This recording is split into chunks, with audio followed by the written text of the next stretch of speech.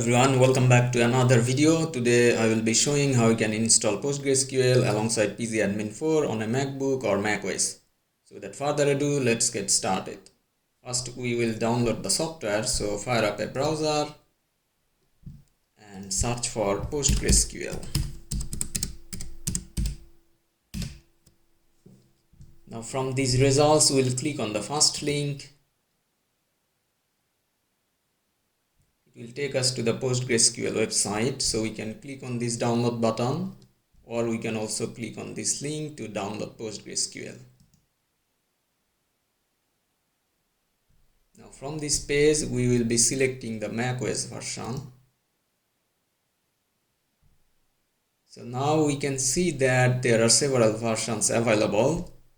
So we'll download the latest one. We can download the Postgres app, or we can also download the EDB installer.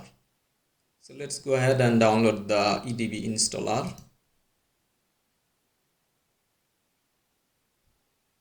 From this Enterprise DB website, we will be downloading the macOS version. So go ahead and click on this download icon. And it will start downloading in a bit. But I have already downloaded it, so I will simply cancel it and minimize the browser window. So let's find out the installer in the download folder. So as you can see, the PostgreSQL 17 version has been downloaded, so we'll double click it. Now it opened the package manager, so we'll double click it again. So it is asking for user password, so provide your password. Press enter. So EDB setup has appeared, so we'll be clicking on next. And then the installation directory will go with the default one. Then the components to be installed, we will install all of them, but we can also uncheck if we do not want to install any of them. For example, we can uncheck the stack builder for now. This is used to install some additional tools and drivers. If you'd like to have them in the future, you can leave it checked. Otherwise, we'll simply go ahead and click on next. So the data directory, we can also specify a different folder, but we'll go with the default one. Then we need to provide a password and retype it. So we need to remember this password as we will be needing them in the future.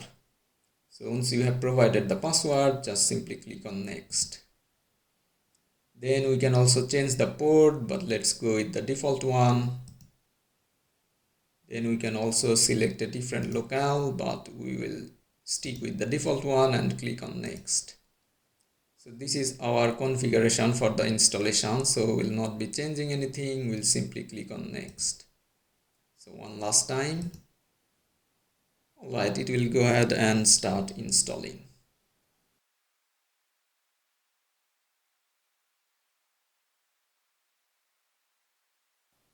Alright, the installation has been finished, so we'll simply click on finish and close out the other windows. Let's also close this notification and eject this PostgreSQL installer.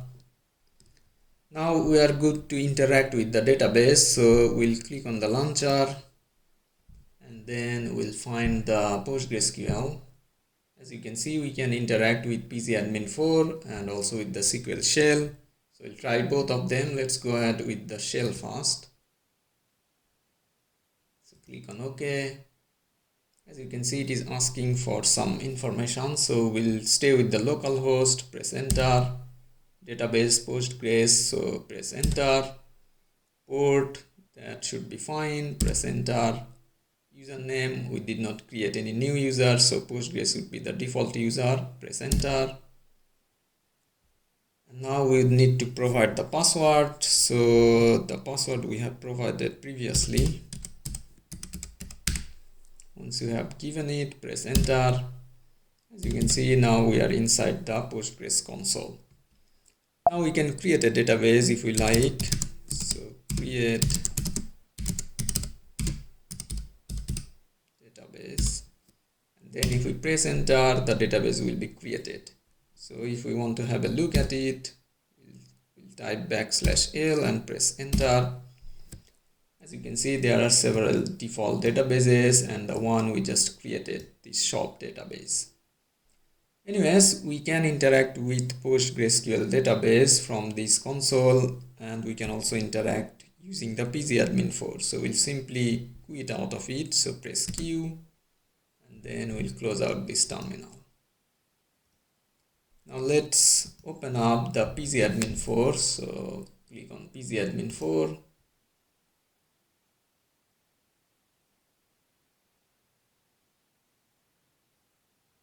As you can see, we opened up the pgAdmin4 dashboard. So let me maximize it. Now we'll simply click on the server, and it will ask us for password. So give the password, and we can also save the password, so we do not have to retype it again. Click on OK. Now we can see the activities on our dashboard. So let's have a look at the databases.